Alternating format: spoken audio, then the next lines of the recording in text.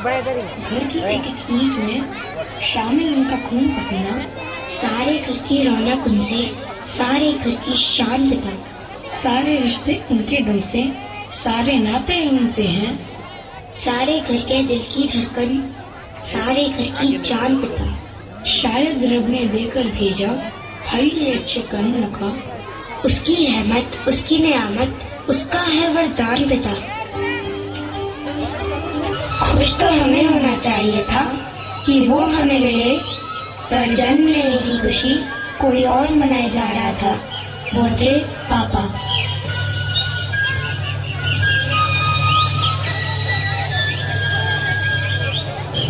चल के तुझे मैं लेके चलूं एक ऐसे गगन के तले, जहां हम भी न हो, आंसू भी न हो, बस प्यार ही प्यार पले।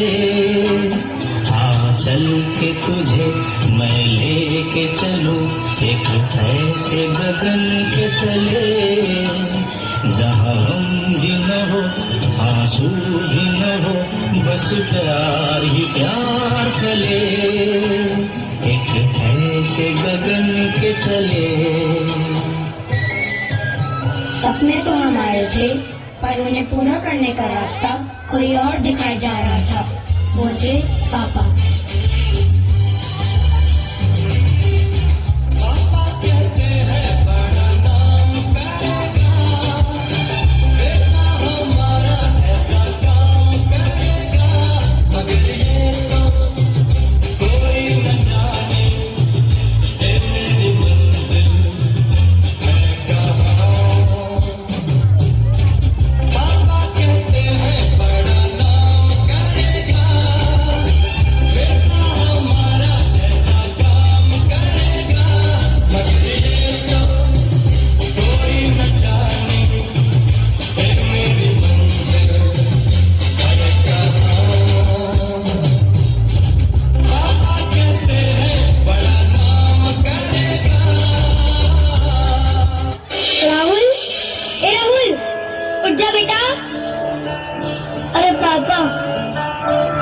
आज तो संडे है, अब संडे को इतनी जल्दी तैयार होकर कहाँ जा रहे हो?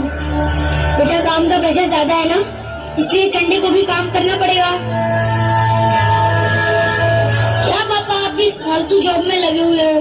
पता है मेरे सारे दोस्तों के पास लेटेस्ट फोन है, स्टाइलिश कपड़े, स्टाइलिश शूज है, एक क्लास ऑफ लिविंग है। पता है उनके पापा एसी कार से नीचे कदम भी नहीं रखते।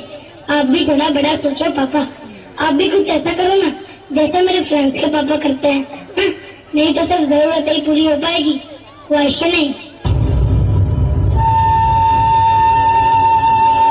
देख बेटा, जितनी मेरी औकात है ना उतने में मैं तुझे पढ़ा लिखा कर बड़ा कर रहा हूँ, मेहनत करके एक घर चला रहा हूँ और हमारी जरूरतें पूरी कर रहा हूँ। और जब जरूरतें पूरी हो रही हो तभी तो इंसान ख्वाहिशों की बात करता है ना?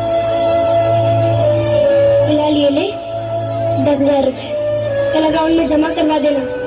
इस हफ्ते लोन की किस्त कटनी है, और हाँ पिछली बार की तरह फिजूल खर्ची मत करना, समझा? खाना न रखा है खा लेना, है वही दाल रोटी।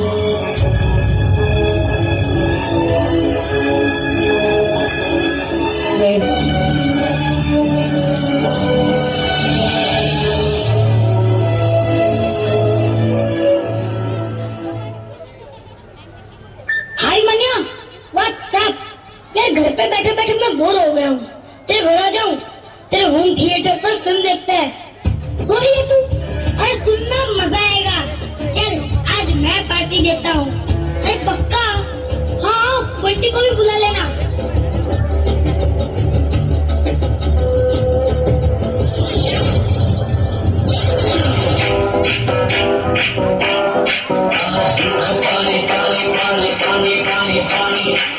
यात्रा होम थिएटर तो कमाल का है, 6 लाख का है।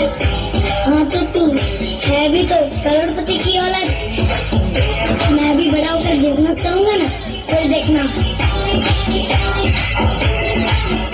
यार पापा का फोन है, वॉल्यूम दो। हेलो पापा, डिस्टर्ब क्यों कर रहे हो पापा? 10th के पढ़ने आया था, वो क्या काम था? मैंने तो ये खाना खा लिया। यार भूख लगेगी तो खा लूंगा ना, भूखा थोड़ी रहूंगा। देख बेटा, अगर तू टाइम से खाना नहीं खाएगा ना तो बच्चा थोड़ी ना हूँ, अपना ख्याल रखना आता है, परेशान मत करो यार। अबे यार राहुल, क्या हुआ तेरे पिज्जे का? हद से ऑर्डर करवाया हुआ, अभी तक नहीं आया। हाँ रुक रुक रुक, अभी 25 मिनट हो चुके हैं, 5 मिनट रुक जा, फिर खोलना, फ्री में मिलेगा पिज्जा, मजे लेते हैं इसके। मैं जरा वॉशरूम होकर आया।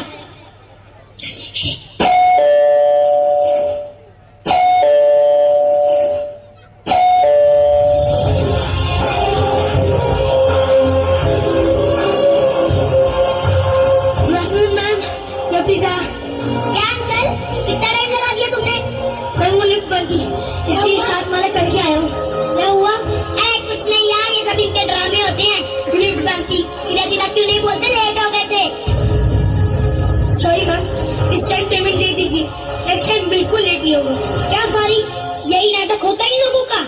एक तो पिज्जा लेट लेकर आता है और फिर पिज्जा का पूरा पैसा मांगते हैं। यार करना इसके साथ डील। बंटी चल, मैं तेरे को अपना लेटेस्ट लैपटॉप दिखाती हूँ, चल चल।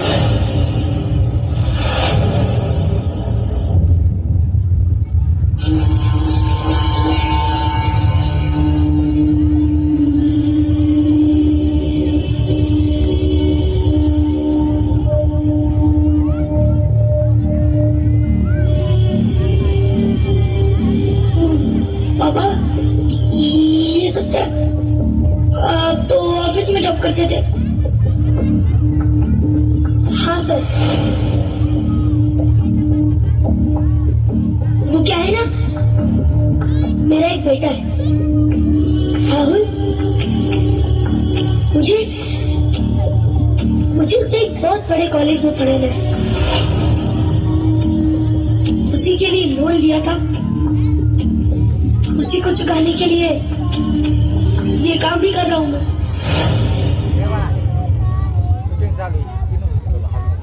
साहब पिज्जा ले लो और पैसे दे दो। वो क्या है ना, मुझे 2 जगह और डिलीवरी देने जाना है।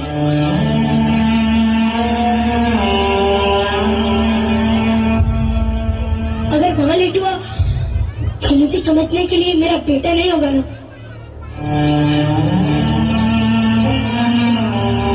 फिलहाल ये ले 10,000 रुपए, कल अकाउंट में जमा करवा देना।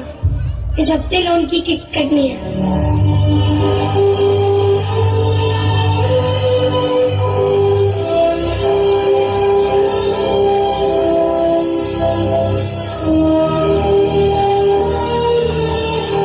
Thank you sir. और उस गरीब को टिप भी दे देना।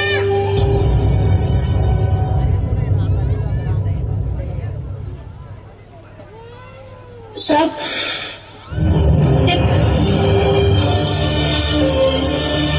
सॉरी पापा,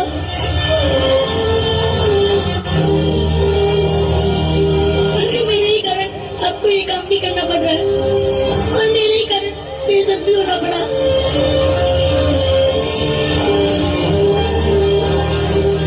बेटा मेरा गुजारा तो ऑफिस की जॉब से हो जाएगा, मुझे जरूरत नहीं है ये काम करने की,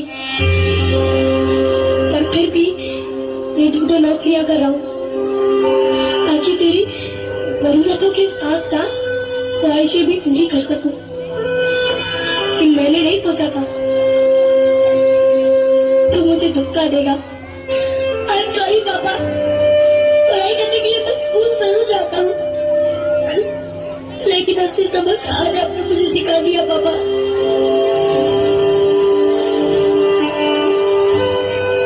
सॉरी पापा, आई एम सॉरी, आगे से मैं ऐसा कभी नहीं करूंगा। आई प्रॉमिस पापा, आई प्रॉमिस।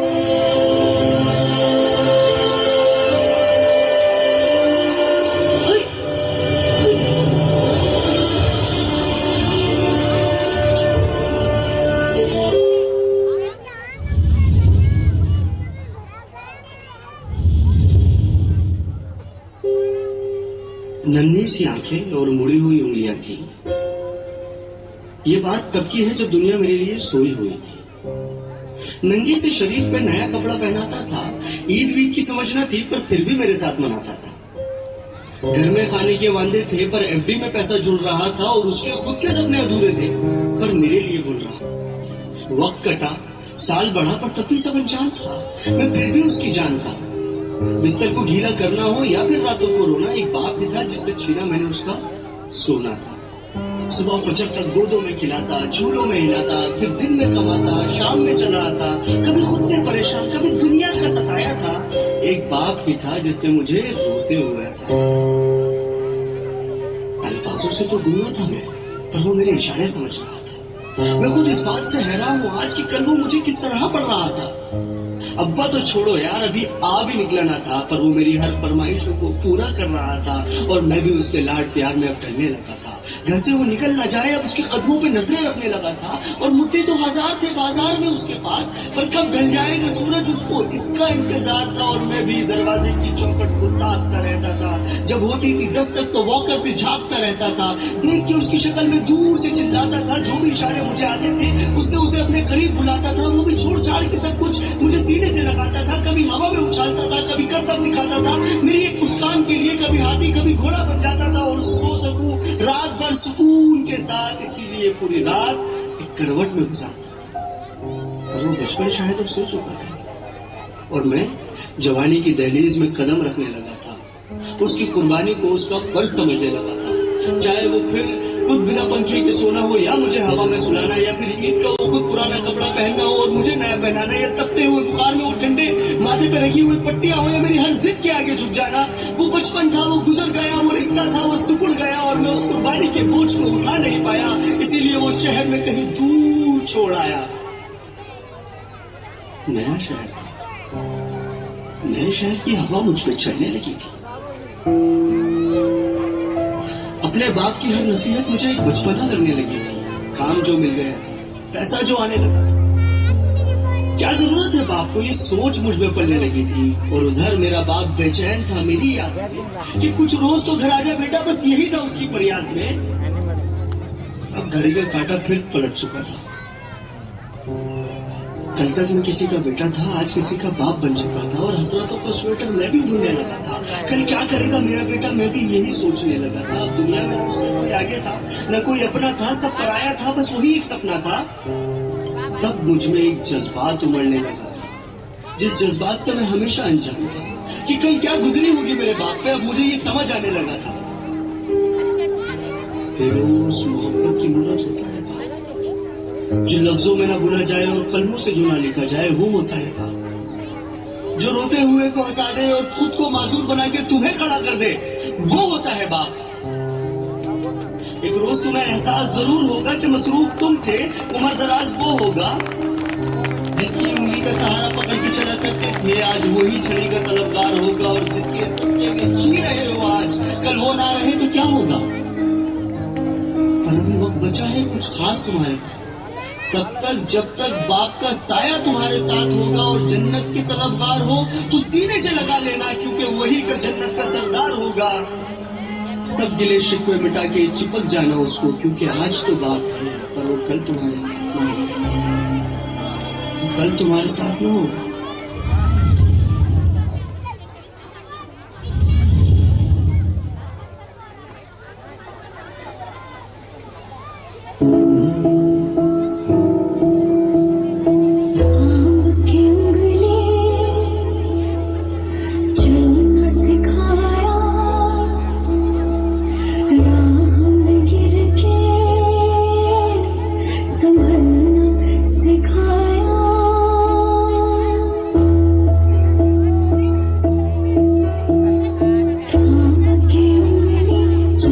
सिखाया राह में गिर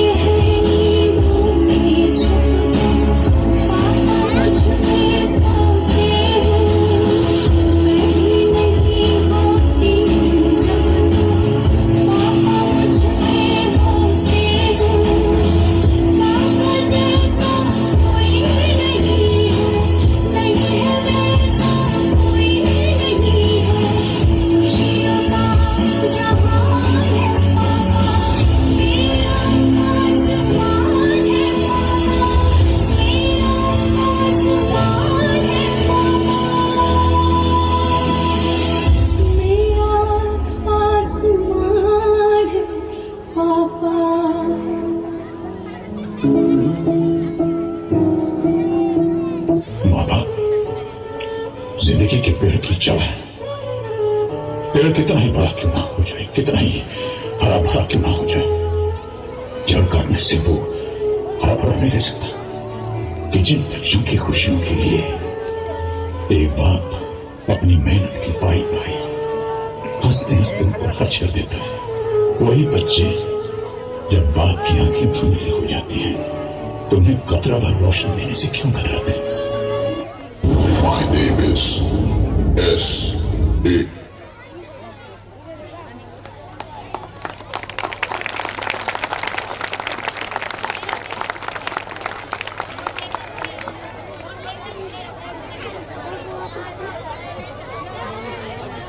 स्वामी तिने जगाचा आई बिना भिकारी, आईच्या नावानं शिव्या गाजल्या, आईच्या नावानं ओव्या गाजल्या।